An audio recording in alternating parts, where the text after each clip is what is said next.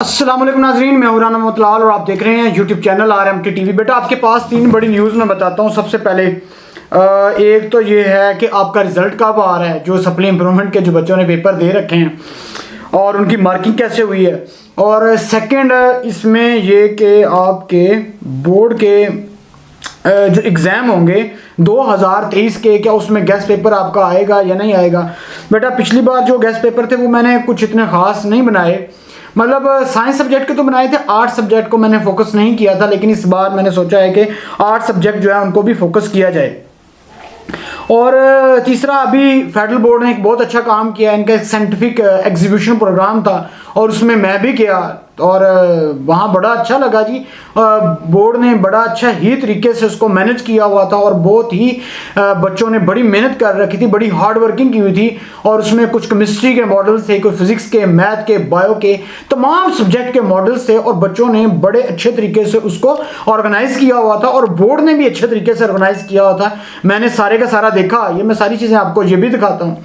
और उसके अलावा बेटा एक तो सेन में रखें, अब बच्चा सबसे पहला सवाल पूछता है कि सर हमारा रिजल्ट कैसा आ रहा है। बेटा आपको ये बता दूं रिजल्ट कब आ रहा है। बेटा इंशाल्लाह नेक्स्ट वीक तक आपका रिजल्ट आ जाएगा, आप लोगों का नेक्स्ट वीक तक रिजल्ट आ जाएगा, क्योंकि मार्किंग जो है तकरीबन कंप्लीट हो चुकी है, कुछ जगह पे अभी रह रही है। ठीक है, तो इंशाल्लाह ये बहुत जल्द, क्योंकि ऑनलाइन मार्किंग है तो उसमें ऑलरेडी आपको पता उसी टाइम रिजल्ट बन जाता है, कोई इतना बड़ा मसला नहीं है, सॉफ्टवेयर होते हैं उसी जरिए अपडेट हो जाता है, तो उसमें इतनी बड़ी परेशानी वाली बात नहीं है। फिर बच्चा ये पूछता है कि सर हमारा रिजल्ट अच्छा आएगा। बेटा आपका रिजल्ट बहुत अच्छा आएगा, लेकिन मैं एक चीज़ क्लियर कर दूं बेटा, जिन बच्चों ने खाली पेपर लिख के नहीं आए, छोड़ के आए हुए ना बेटा, उनके लिए माजरत, उनका पेपर रिजल्ट जो है वो अच्छा नहीं होगा, वो हो भी नहीं सकता।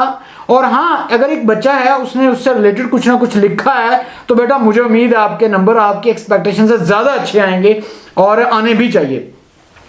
दूसरा बेटा आपके बाहर इंशाल्लाह 2023 के अंदर मैं बड़े दावे से कह रहा हूं, जितने भी गेस्ट पेपर हैं फेडरल बोर्ड के, पंजाब बोर्ड के बेटा मैं थोड़े से कम बनाता हूं, लेकिन इंशाल्लाह पंजाब बोर्ड के भी मैंने टीचर्स को बोला है, ड्यूटी एक दो की लगाई है। और इसके अलावा जो फेडरल बोर्ड आ जाता है तो फेडरल बोर्ड के अंदर मैं खुद काम करता हूँ, मैं पढ़ाता हूँ, 10 साल से पढ़ा रहा हूँ, मार्किंग करते हैं फेडरल बोर्ड की, पंजाब बोर्ड की, प्रैक्टिकल, ये तमाम चीज़ें। और अल्हम्दुलिल्लाह इस्लामाबाद, पिंडी, वाकंड, इस तमाम एरिए के अंदर अल्हम्दुलिल्लाह जो हाई क्वालिफाइड टीचर हैं हमारे, एक तो होता है ना कि जानने वाले कुछ लोग कह रहे होते हैं, अल्हम्दुलिल्लाह मेरे वो सारे दोस्त हैं और अब बड़ा अच्छा काम कर रहे हैं। और उनका गेस्ट पेपर अल्हम्दुलिल्लाह, जो एक बार सवाल बता दें आपके पास पेपर में ना आया तो मेरा नाम चेंज कर दीजिएगा, RMT ना बोलिएगा, मैं आपको कह रहा हूँ, गारंटी से कह रहा हूँ। लेकिन ये बेटा आखिरी मंथ जो होगा ना उसमें आपको दिया जाएगा। फिर बच्चा ये भी सवाल पूछता है कि सर हमारे एग्जाम कब होंगे, हमें इससे मुताल्लिक भी गाइड कर दें 2023 के। बेटा फेडरल बोर्ड के चेयरमैन के अकॉर्डिंग उन्होंने जो ईक जारी की थी कुछ प्रीवियस वीक पहले, उन्होंने ये कहा था कि जो मई है उसके 3rd वीक में या 2nd वीक जो है उससे आपके फर्स्ट ईयर, 2nd ईयर के जो पेपर हैं वो स्टार्ट हो जाएंगे। और बेटा मुझे उम्मीद है अगर आपने हमारा गेस्ट पेपर किया, बेटा एक चीज़ ध्यान में रखिएगा, RMT का जो गेस्ट पेपर है उसमें कोई पैसे नहीं देने बेटा, कोई किसी किस्म के वो नहीं करने। इंशाल्लाह अपलोड होगा, मेरे फेसबुक पेज के ऊपर भी अपलोड होगा, इंस्टाग्राम पे भी अपलोड करूँगा, ट्विटर पे भी अपलोड करूंगा। और आपके पास यूट्यूब चैनल तो आपका अपना है, उसमें तो आप अपने जो कहते हैं उसके मुताबिक मैं काम करता हूँ, उसमें तो कोई शक नहीं है। जो बच्चे कमेंट्स भी करते हैं उनके नाम भी लेता हूँ और उनके स्क्रीन पे नाम भी चलाता हूँ, क्योंकि उनकी राय होती है। अपना टाइम निकाल के आप लोगों ने ज़ाहिर बात है टाइम दिया है, तो ऑफकोर्स मेरा भी हक बनता है कि मैं भी आपको प्रमोट करूँ।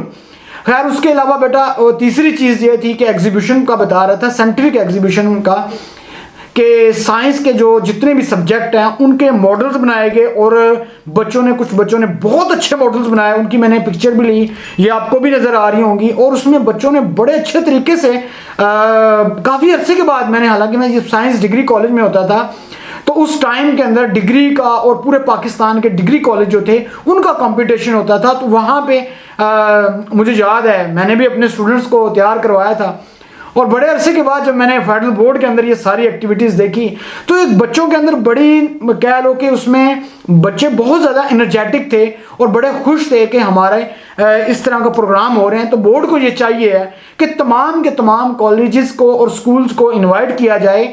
हाँ, कि ये ना किया जाए कि मुख्तसर से स्कूलों को बुलाया जाए, अच्छे अच्छे स्कूलों को बुलाया जाए, नहीं, एक आम जो स्कूल है उसको भी बुलाया जाए। चाहे उसको, जब उससे बुलाएंगे तो लाजिम बात है उनके जो कॉलेज है, स्कूल है, उनके टीचर भी मोटिवेट होंगे, उनका अदारा भी मोटिवेट होगा। सबसे बड़ी बात है स्टूडेंट्स के अंदर पार्टिसिपेशन की और उनके अंदर एक नई चीज़ें सीखने की हिम्मत आएगी और बोर्ड को ये एक्टिविटीज़ करनी चाहिए। और मैं ये भी ये कहता हूँ कि बोर्ड को ये जो ऑनलाइन मार्किंग हो रही है इससे रिलेटेड भी वर्कशॉप करवानी चाहिए। अगर बोर्ड ये वर्कशॉप करवाता है तो इससे चीज़ें बहुत सी इंप्रूव होंगी। और बाकी मैं एंड पे तो मैं बार बार कह चुका हूँ, बोर्ड को ये चाहिए खुदारा हमारे जो ग्रेड्स हैं, यानी ग्रेड मीन्स हमारे जो पेपर मार्किंग का जो पैसे हैं उनको भी बढ़ाना चाहिए। ये टीचर का हक है, मैं बार बार कह चुका हूँ। कुछ लोग इसको बहुत बुरा मानते हैं, कुछ लोग बहुत अच्छा समझते हैं, लेकिन मैं ये समझता हूँ बाकी तमाम चीज़ें उनकी अपनी जगह पर। मैं खुद टीचर हूँ तो मुझे इस चीज़ का आइडिया है और अल्हम्दुलिल्लाह मैं काफ़ी अरसे से मार्किंग कर रहा हूँ। मैंने घाट घाट का पानी पिया है जी, घूमा फिरा हूँ, सारा चीज़ें देखी है, मुझे पता है क्या चीज़ ठीक है क्या चीज़ गलत है। तो जो चीज़ टीचर के हक में नहीं बेहतर तो उसमें तो बात करनी पड़ेगी, उसमें हमारा हक है, उसमें तो कोई हमें नहीं रोक सकता।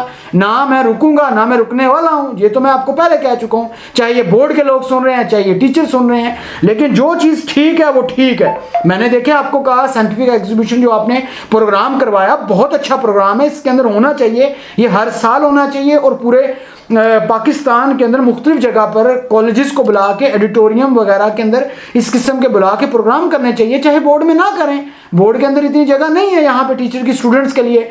तो ये तमाम चीज़ें हैं। बाकी तमाम चीज़ों से ये भी सबसे बड़ी अहम चीज़ ये है कि बेटा आपके पास जस्ट 4 मंथ रह गए हैं। अब आप पे डिपेंड करता है आप किस तरीके से तैयारी करते हैं, आप पे डिपेंड करता है कि आप हमारे गेस्ट पेपर को करेंगे या नहीं करेंगे। आप पे ये भी डिपेंड करता है कि आपका क्या ड्रीम है। मुझे लगता है कि आपका ड्रीम बहुत बड़ा है, लेकिन आपने परेशान बिल्कुल नहीं होना। लेकिन कुछ बच्चों ने लेट अगर ज्वाइन किया तो उनके लिए भी प्रॉब्लम होने की कोई ज़रूरत नहीं है।